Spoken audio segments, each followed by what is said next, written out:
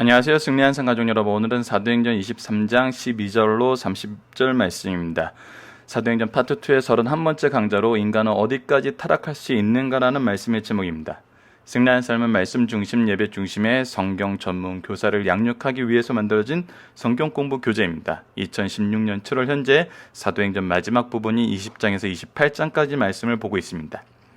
승리하는 삶은 발행이신 박유일 목사님의 구속사로 조망한 성경 연속 강의 집 사도행전 상권의 내용으로 편집이 되었고요. 나머지 책들도 필요하신 분이나 이 내용을 더 깊이 연구하고 싶으신 분들은 이 강의 집을 참조해 주시길 부탁드리겠습니다. 우리가 항상 말씀이 어떤 내용을 우리에게 가르쳐주고 있나, 하나님께서 우리를 통하여 우리에게 하고 싶어 하시는 일이 무엇인가, 전하고자 하시는 교훈이 무엇인가, 바울을 통해서 바울에게 하신 일과 바울을 통해서 하시려는 일을 우리가 항상 봐야 됩니다. 우리가 구속사의 내용을 본다는 것은 항상 이 두 가지가 공존하고 있습니다. 나에게 하신 일, 나를 통해 하신 일. 우리가 때로는 나에게 하신 일을 감사하면서 이것을 나누다가 보면은 잘못하면 이렇게 너무 좀 각색된 이런 내용으로 간증에만 포커스를 맞추는 경우가 있는데, 사도행전을 보면은 분량이나 내용면에서도 무엇이 더 주가 되냐면 사도 바울에게 행하신 일보다는 사도 바울을 통하여 하신 일, 이것을 우리가 항상 두 가지를 보면서 그것이 전체를 봐야 되는데, 우리가 한 가지만 보다 보니까 인물의 포커스를 맞추게 되고 그 사람이 받은 은사만 보게 되고 그 사람을 통해서 하고자 하시는 하나님의 능력이나 하나님의 역사하심이나 하나님이 일하고자 하시는 방향은 잘 못 보는 경우가 있는 것 같아요. 근데 우리가 성경을 통해서도 분명히 드러나는 것은, 이번에 사도 바울이 설교를 할 때는 무엇을 많이 얘기를 했냐면 자신에게 행하신 하나님에 대해서 많이 소개했어요. 왜? 그 하나님이 바로 어떤 하나님이기 때문에, 너희들이 섬기는 하나님과 동일한 하나님이기 때문에 그 하나님의 뜻이 나를 통해서 너희에게 향하고 있는데 그것을 알게 하기 위해서.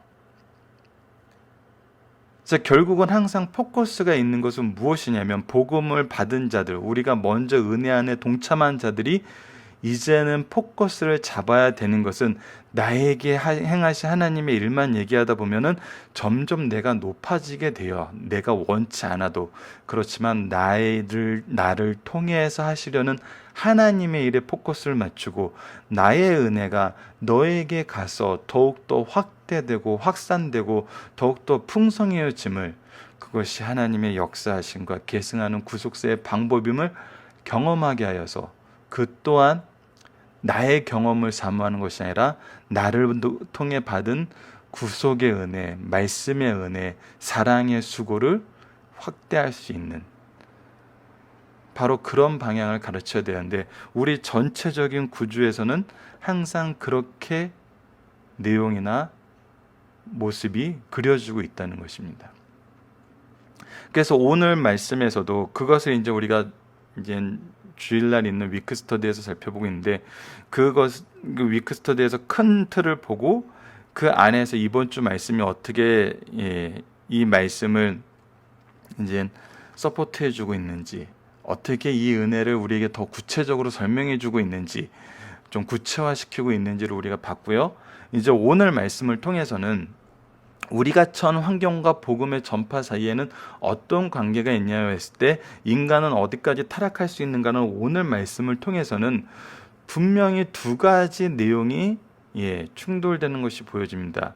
어제 말씀까지 있었던 11절 말씀에서 네가 담대하게 예루살렘에서 복음을 전한 것처럼 어디에서도 전할 것이다. 로마에서도 전할 것이다. 이것은 누구의 계획이에요? 하나님의 계획이에요. 그런데 우리가 처한 환경, 사람들, 우리를 대적하는 사람들은 무엇을 계획해요? 여기서 바울을 죽이자. 자, 이거는 예수님하고도 똑같아요. 사람들이 어떻게 했어요? 예수님의 인기가 너무 좋아지니까 예수님을 암살하려고 하지만, 명절 때 암살했다가는 이 밀란이 일어날까 하니까 명절 때는 하지 말고 좀 사람들이 사라지고 조용해졌을 때 그때 예수를 암살하자. 하지만 하나님께서는 어떻게 하세요?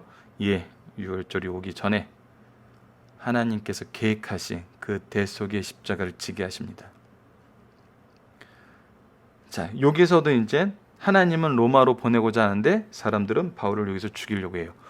어떤 계획이 이루어지며 하나님은 이것을 어떻게 이루시는지를 우리가 보면서 하나님이 바울을 통해 하시려는 일을 어떻게 이루시는지를 우리가 보는 것이 굉장히 중요하고, 이것이 우리의 처한 환경보다는 복음의 전파를 이루게 하시려는 하나님의 계획에 우리가 포커스를 두고 그것을 의지하면 언제나 승리할 수 있다는 것을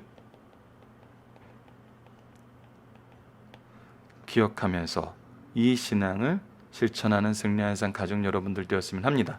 자, 이제 예루살렘에서 오늘 말씀에 가이사라로 보내게 됩니다. 벨렉스 총독에게 보내면서 많은 군대들을 함께 보내게 되죠. 본문 말씀을 보도록 하겠습니다.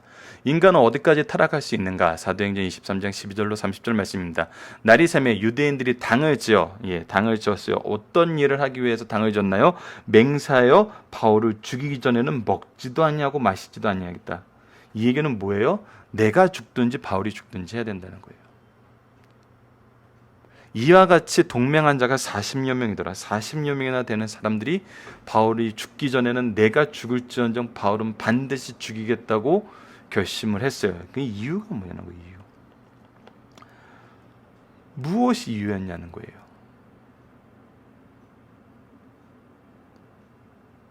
이거는 단순히 분노예요. 이들이 죽이고자 하는 게 거룩한 분노도 아니에요. 그들의 아집에서 나오는, 그들의 죄에서 나오는 분노예요. 이거는 율법적으로도 옳은 면이 없어요. 세상 법적으로도 옳지 않아요. 자, 율법적으로 옳지 않다는 거는 이미 어제 말씀에서 공회에서 자기가 왜 핍박당하냐고 했냐면 부활 때문에, 그리스도의 부활을 전하는 것 때문에 핍박받는다 그랬어요. 이거에 대해서 어떤 판결도 내리지 못하고 그 죄는 증명되지도 않았고 그 죄에 대한 정죄가 이루어지지도 않았어요. 그래서 율법에서는 하나님의 법뿐만 아니라 세상 법정의 법에서도 사도 바울을 죽일 법이 없어요. 세상 법적으로는 이것이 왜 잘못됐는지 너무나 당연한 거죠. 암살이 법적으로 허용되는 곳은 없어요. 자, 그것은 천부장의 태도에서도 분명하게 나타납니다. 자, 대제사장들과 근데 이 사람들이 자, 봅시다. 이 사람들이 이것을 당을 지어서 맹세를 하고 자기네들끼리 하는 게 아니라 대제사장들과 장로들에게 가서 말하되, 당당하게 대제사장들과 장로들에게 말해요. 이 율법에 따라서 모든 것을 행해야 되는 대제사장들과 장로들에게 가서 말하되, 우리가 바울을 죽이기 전에는 아무것도 먹지 않기로 굳게 맹세하였으니, 이 사전 모의, 암살 모의를 한 거를 내가 목숨을 걸고라도 이 사람을 죽이겠다는 것을 맹세했는데 뭐라 그래요?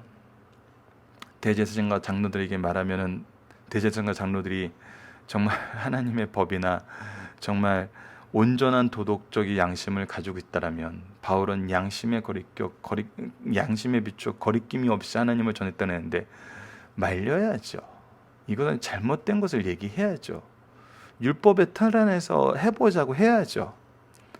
이제는 근데 이 사람들은 뭐를 제안하냐면, 이제는 너희는 그 사실을 더 자세히 물어보려 하는 척하면서 우리가 죽이는 건 우리가 할 테니까 유인은 너희들이 하라는 거예요. 더 자세히 물어보는 척하면서 공회와 함께 천부장에게 청하여, 겁도 없어요. 이거는 천부장의 비유하에 있는 로마 시민임을 이미 알고 있고 천부장은 이걸 지켜야 될 이제 의무를 가지고 지키고 있는데, 이제 천부장도 눈에 안 들어오는 거예요. 로마도 눈에 안 들어오는 거예요. 로마 때문에 예수님을 죽였다 그래놓고 로마에 그렇게 철저하게 빌붙어서 권력을 유지하고 있는 게 지금 이 대제사장인데, 공회와 함께 천부장을 청하여 바울을 너희에게로 데려오게 하라. 우리가 그가 가까이 오기 전에 죽이기로 준비했더니, 천부장의 비호를 받고 있는데, 천부장이 가만히 있겠어요? 이 얘기는 뭐예요? 여차하면은 이거는 엄밀히 말하면 로마에 대한 반란이에요. 로마의 군인과 로마의 시민권자를 암살하겠다는 거거든요. 근데 이걸 어떻게 하죠? 그렇게 준비를 해요. 그러니까 이들의 분노는 하나님의 법뿐만 아니라 세상 정치적인 관계도 고려 안 하는 거예요. 무조건 죽여야 되는 거예요. 왜?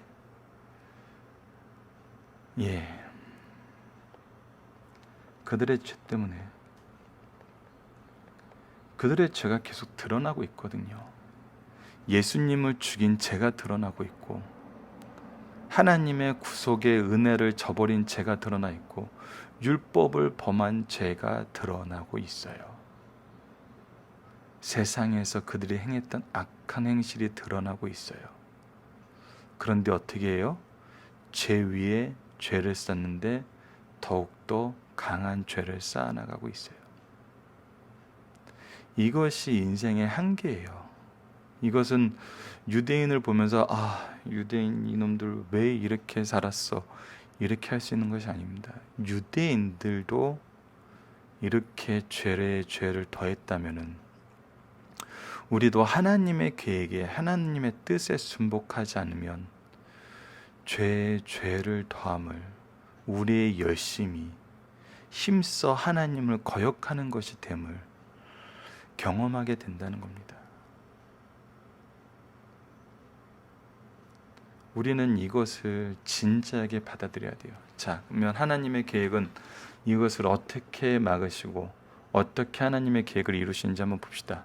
바울의 생질이 그들이 매복하였다함을 듣고 와서 바울의 생질이 이것을 들었어요. 영내에 들어가 바울에게 알렸어요. 바울이 한 백부장을 청하여 이르되 이 청년을 천부장에게로 인도하라. 그가 무슨 할 말이 있다 하니 천부장에게로 데리고 가서 이르되 죄수 바울이 나를 불러 이 청년이 당신께 할 말이 있다 하여 데리고 가기를 청하더이다 하며 천부장이 그의 손을 잡고 물러가서 조용히 묻되 내가 할 말이 무엇이냐.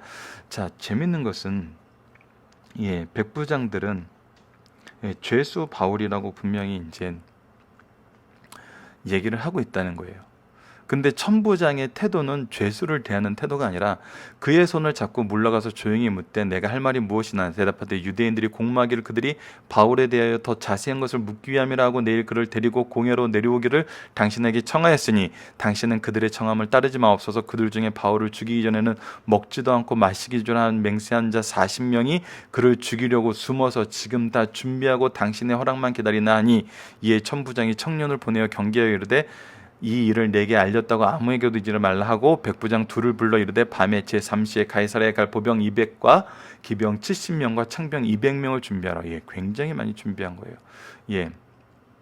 40대 470을 준비한 거예요. 그것도 단순히 보병만이 아니라 기병과 창병까지. 이거는 완전한 전투의 풀세트예요. 당시의 전쟁의 양상을 보면은 기병, 창병, 보병, 이것이 이 전략의 기본 유닛 구성이었거든요. 이것을 다 해서 보호한다는 건 정말 철저하게 보호한다는 것이 돼요. 그러면서 벨렉스에게 보내는데 뭐라 그러냐면 로마 사람인 줄 알고 구원했다 그러고 로마 사람이기 때문에 보호해서 당신에게 보낸다 그래요. 그래서 죄수로 여기는 게 아니라 이제 정말 그를 로마 사람으로 극진히 대접하는 것을 볼 수 있어요. 자, 여기서 우리는 여러 가지 내용을 볼 수 있어요. 사도 바울의 역사에서 이번 달 마지막 부분에 나타난 것처럼 유라굴로 강풍을 만났을 때 그때도 대장이 이 바울에 대해서 긍휼한 마음을 갖게 돼요. 그리고 다니엘에서도 우리가 이제 다음 달에 보게 될 다니엘에서도 다니엘이 뜻을 정하자 그들을 감독하는 자에게 하나님께서 긍휼을 얻게 하세요. 자, 하나님의 방법은 때로는 하나님의 종들이 하나님의 일을 반대하고 이 종을 핍박할 때 때로는 어떤 방법으로 구원을 하세요? 세상 사람들에게, 세상 권력자들에게 긍휼을 입어 이것을 벗어나게 하신다는 거예요. 이것이 참 하나님의 역사하심이란 겁니다. 그래서 하나님이 세우신 질서를 함부로 대하면 안 된다는 거예요. 우리는 항상 질서와 은혜 안에서 겸손하게, 어제 얘기하는 것 중에 하나 더 한다면 우리가 무슨 일을 할 때는 질서 속에서 은혜롭고 겸손하게, 이 하나님의 은혜이기 때문에 우리가 그 앞에 겸손해질 수밖에 없는 거예요. 자, 그러면서 편지를 썼는데 이제 편지의 내용을 봅시다. 편지의 내용에 이제 어제 말씀과 연결되는 부분이 있습니다. 글라우디오 루시오는 총독 벨릭스 가까에게 문안하입니다. 이 사람이 유대인들에게 잡혀 죽게 된 것을 내가 로마 사람인 줄 들어 알고 군대를 거느리고 가서 구원하다. 야, 이제 이 부분은 이제 세상 사람들이 한계를 이렇게 느끼게 해요. 그냥 가서 분란이 일어나고 이 밀란이 일어날까봐 말린 거였는데 나중에 로마 사람인 줄 알았죠.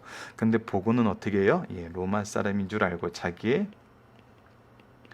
공로를 드러내는 거죠. 자랑하는 거죠. 무엇을 위해? 자기의 성공을 위해. 이런 일은 항상 일어나게 됩니다. 자, 그런데 유대인들이 무슨 일로 그를 고발하는지 알고자 하여 그를 공회로 데리고 내려갔더니, 그래서 그거에 대한 명확한 신문도 행했다는 거예요. 근데 이 사람이 보고하는 걸 보세요. 고발하는 것이 그들의 율법 문제에 관한 것일 뿐, 그들의 종교적인 내용에 관한 것일 뿐, 그리고 이 종교적인 내용도 어떻게 됐어요? 명확하게 결론이 안 났어요. 의견 차이라는 거예요. 한 가지도 죽이거나 결박할 사유가 없음을 발견하였나이다. 뭐예요? 죄가 없어요.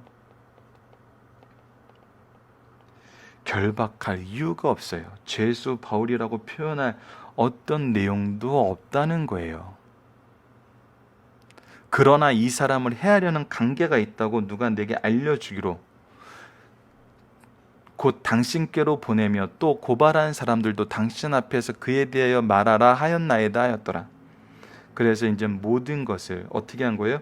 자기네들에게 청하여서 바울에게 좀 더 자세히 알고자 싶으니까 나에게 와주세요, 우리에게 와주세요 한 것을, 아니야, 너희들 벨렉스 가까이한테 가서 벨렉스 가까이 판결을 받아. 더 권위 있는 사람에게 이 일을 이양하는 걸로 굉장히 외교적인 수사를 갖추고 얘기하고 있어요. 근데 우리가 중요하게 봐야 되는 것은 이 천부장이 보편적인 이성을 가지고 보편적인 도덕심을 가지고 그래도 보편적인 정치적 그런 기준을 가지고 어제 공회에서의 모습을 보고 어떻게 판결하냐는 거예요. 한 가지도 죽이거나 결박할 사유가 없음을 발견했고, 이것이 율법에 관한 문제인데 율법으로도 명확하게 드러나지 않은 문제들이란 거예요. 그러니까 벨렉스 각하 앞에 가지고 가라는 거예요. 이제 율법에 관한 이 문제는 누가 해결하실 수 있다? 벨렉스 각하가 해결하실 수 있을 것입니다. 벨렉스 각하께서 해결해 주십시오 라고 얘기를 하는 거예요. 그러니까 이곳에서 드러난 것은, 오늘 전체적인 말씀에서 드러난 건 뭐냐면 하나님의 계획과 사람의 계획이 충돌해요. 항상 무엇이 이루어져요? 하나님의 뜻이 이루어져요. 그래서 우리가 의지하는 것은 하나님이에요. 두 번째는 우리가 항상 주의 일을 할 때는 세상적으로도 말씀적으로도 육적으로도 영적으로도 무지함은 항상 증명돼요. 그리고 이거에 대한 반발은 무엇만 더 증명하게 돼요? 그들의 죄악만 더 증명하게 돼요. 그리고 때로는 하나님께서 당신의 종들을 위해 세상 권력자들의 국류를 받게 하세요. 그래서 우리가 세상을 의지하기보다 하나님을 의지해야 돼요. 이것을 세상 사람들과 친하게 지내고 세상 사람들의 기준에서 어느 정도 맞춰주면서 살라는 얘기가 아니에요. 필요하시면 하나님께서는 누구도 움직이세요? 세상 주권자도 움직이세요. 왜? 하나님이시기 때문에. 이 믿음을 가져야 된다는 겁니다. 여러분들, 오늘 본문 묵상하기에는 충분히 설명이 되어 있으니까 여러분들 각자가 좀 찾아서 해주시고요. 마지막 5번만 11절 말씀과 연결하여 오늘 본문을 볼 때 우리는 무엇을 확인하게 됩니까? 바로 이 본문이 오늘 본문엔 적혀 있지 않은데 굉장히 중요한 부분이라서 5번에 생각할 문제로 다시 한번 소개했습니다. 이것은 하나님의 계획. 오늘 본문은 인간들의 계획. 때로는 악의 계획. 누구의 계획이 승리해요?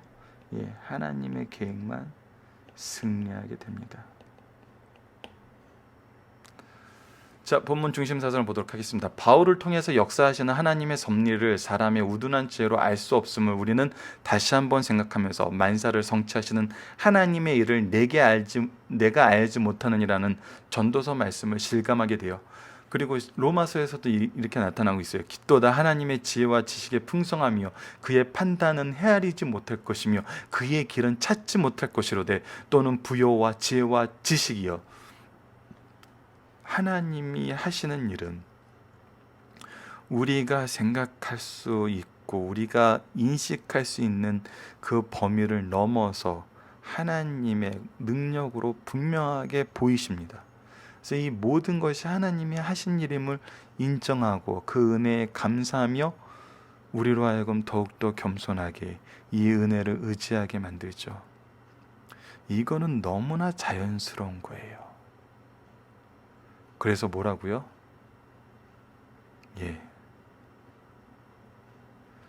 거부할 수 없는 은혜라는 거예요. 오늘 본문의 말씀의 배경을 살펴봅시다. 바울은 예수님을 다메섹 도상에서 만난 후 민족을 배신한 것이 아니라 그 어느 때보다 누구보다 더 자기 동족을 사랑한 나머지 어디서나 자기 동족에게 먼저 복음을 전하는 것을 자기 규례로 삼았을 정도였어요. 오순절 전에 예루살렘에 올라오려고 바쁜 일정을 강행한 것과 성전에서 폭동이 일어난 동족에게 집단 구타를 당하고도 그 현장에서 동족에게 복음을 전한 것은 얼마나 민족을 사랑하는 전도자의 태도인지를 분명하게 보여주고 있어요. 그러나 천부장은 그 진지한 증언까지 듣기를 거부하는 동족 유대인들에게 바울을 로마 군대 안으로 데리고 들어가 보호해줘요. 천부장 루시아는 사내들인 공회를 소집하고 바울을 거기서 증언케 함으로 일어난 폭동의 진상을 파악하려고 했었어요. 사내들인 공회 앞에서 바울은 증언을 말할 때 바울이 죽은 자의 부활을 말하자 상인들인 공회는 사두개인과 바리새인들 간의 논쟁으로 벌어졌어요. 어제 말씀입니다. 다시 바울의 신변에 위협을 느낀 천부장은 바울을 부대 안으로 들어가게 하였고 그날 밤 주께서 말씀으로 격려해 주셨어요. 주께서 바울 곁에 서서 담대하게 내가 예루살렘에서 나의 일을 증거한 것 같이 로마에서도 증거하리라 하리라. 유대 지도층 인사들은 스데반과 같은 경우로 인정하여 바울을 죽이기로 결정했어요. 세상에서 없애버리자 살려둘 자가 아니니라. 그러나 바울을 합법적으로 죽일 수 없게 되자 대제사장과 장로들이 40여 명의 바울 살해 지원자를 이용하여 바울을 없애려고 하였으나 이 일이 사전에 탄로나 천부장이 바울을 무사히 가이사랴에 있는 벨레스 총독에게 인계한 사건이 본문의 내용입니다. 자, 중심 사선을 보도록 하겠습니다. 첫 번째, 인류 역사 이래 누가 어느 집단이 가장 악한 사람이요 악한 집단인가? 타락한 종교인가? 타락한 종교 집단이라는 겁니다. 이것이 종교가 가지고 있는 굉장히 무서운 점이에요. 특히 그리스도인들이 말씀을 따르지 않으면 가장 타락하고 포악한 집단이 될 수 있습니다. 이것은 우리가 항상 주의해야 돼요. 그래서 말씀 중심이 중요한 겁니다. 그들은 그 시대의 악을 대표하고 있는 자들이에요. 악을 대표하고 있어요. 로마가 아니에요. 바울을 세상에서 없애버리자 살려둘 자가 아니라고 대제사장과 장로들이 결정하자 바울을 살해하겠다는 지원자가 40여 명이 나왔고 그들은 공회와 결탁하여 바울을 길목에서 지키다가 죽이기로 계획했어요. 그들이 계획을 하면은 그 계획을 실현하는 것이 즐거워요. 쉬지도 않아요. 굉장히 추진력이 있습니다. 이것이 죄의 특징이에요. 타락한 종교인들은 목적만 선하면 수단은 어떻든 상관이 없이 불법을 자행했다는 사실을 자행했으나 사실은 목적까지도 불법이었고 방법도 불법이었음을 분명하게 보여줍니다. 두 번째입니다. 바울에 대하여 유대인들은 신경질적이고 광적인 증오심을 품었으나 로마 사람들은 비교적 공평한 사법권을 행사했어요. 예수님 재판 때에도 빌라도는 계속 무죄를 주장했던 것 같이 바울의 경우에도 천부장은 바울의 무죄를 주장했어요. 예루살렘 주둔 천부장 루시아와 벨릭스와 후임 베스도 총독도 그러했어요. 특히 천부장 루시아는 바울 한 사람의 생명을 보호하기 위해서 470명이라는 병력까지 동원하였어요. 침략군보다 타락한 종교인이 더 큰 문제였다는 사실을 가르쳐 줍니다. 세 번째입니다. 바울에 대한 하나님의 계획과 유대인들의 계획은 대립이 되었어요. 유대인들은 모든 것을 동원하여 바울을 죽이기로 결정하였어요. 외형적으로는 유대인의 계획이 성공을 거둘 것으로 보이나 하나님은 로마 군대를 동원하여 바울을 살리셨어요. 그 누구도 하나님의 섭리와 주권적 역사를 거둘 수 없다는 사실을 분명하게 가르쳐주고 있습니다. 살펴보기 정답은 여러분들께서 카페를 통해서 꼭 확인해 주시고요. 오늘 적용하기 문제입니다. 우리가 종교라는 이유로 불법의 유혹에 빠지기 쉬운 내용들이 무엇인지 생각해 봅시다. 저는 다른 내용보다는 요즘에 항상 걱정이 되는 게 우리가 어떠한 목적으로 집회를 한다 그랬을 때 그 집회가 예배가 아니면은, 그리고 예배라는 것은 우리가 하나님과 약속된 정한 시간, 정한 장소에서 이루어지는 것이 아니라면 굉장히 불법의 유혹에 빠지기가 쉬운 것 같아요. 제가 가끔 그래도 나가긴 나갑니다. 기독교 관련 집회에 시청이나 뭐 그쪽에서 종종 하죠. 근데 나가면은 예배 형태를 취하고 있어요. 근데 예배가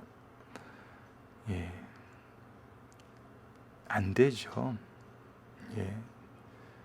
너무 사람이 많고 예배 시간에 계속 움직이고 말씀도 들리지 않고 기도도 들리지 않고 뭐 찬양도 잘 되지 않고 사람들은 지쳐서 쓰러져 있고 무용론을 얘기하는 것보다는 저는 이것이 불법의 유혹에 굉장히 빠지기 쉬운 그런 모습을 가지고 있다는 것에 대해서 우리가 언제나 주의를 해야 될 것 같아요.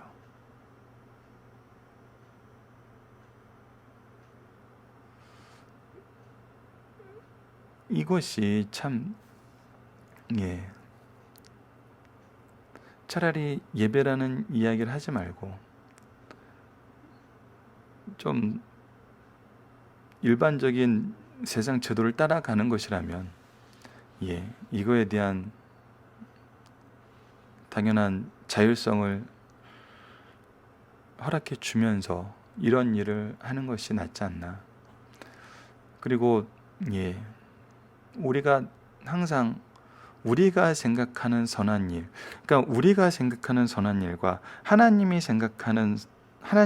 중요하다고 생각하시는 선한 일, 그것이 충돌을 일으킬 때 우리가 생각하는 선한 일을 우리는 더 하고 싶어 하는 게 우리의 이제 죄 속성을 가진 우리의 한계일 수 있어요. 근데 이때 우리가 과감하게 하나님이 원하시는, 하나님과 약속된 선한 일, 그 중에 하나가 저는 조금 전에도 동일한 선상에서 얘기가 되셨지만 예배라고 봅니다. 교회가 정한 시간, 정한 장소에서 드리는 예배를 어떤 특별한 행사를 위해서 없애는 것은 이거는 정말 불법의 유혹에 빠지기 쉽고 우리가 예배에 대해서 바른 신앙을 오히려 저해하는 요소가 돼요. 그러니까 우리가 말씀 연구, 예배, 이 두 가지가 다른 행사, 뭐 체육대회라든지 아니면 뭐 회식이라든지 아니면 어떤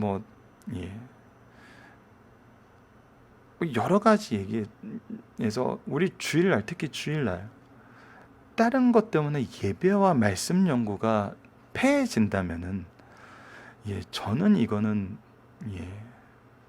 100% 거의 불법의 유혹에 빠질 수 있는 그런 길에 한 걸음 더 다가가지 않는 것인가, 그런 생각을 해봅니다. 여러분들도 각자 이런 내용을 한번 묵상해 보시면서 오늘 내용을 마무리하셨으면 합니다. 말씀을 기초로 기도하기를 통해서 마치겠습니다. 하나님, 신앙이 하나님의 의를 바라보지 못하고 자기의 의를 세우려 할 때 얼마나 무서운 결과를 가져오는지 예수님과 바울의 경우를 통해서 확인하게 됩니다. 우리의 교회와 가정에서 오직 하나님의 의와 하나님의 뜻만이 선포되게 하여 주시고 악을 멀리하며 바로 분별할 수 있는 지혜를 허락하여 주소서. 예수님 이름으로 기도드립니다. 아멘.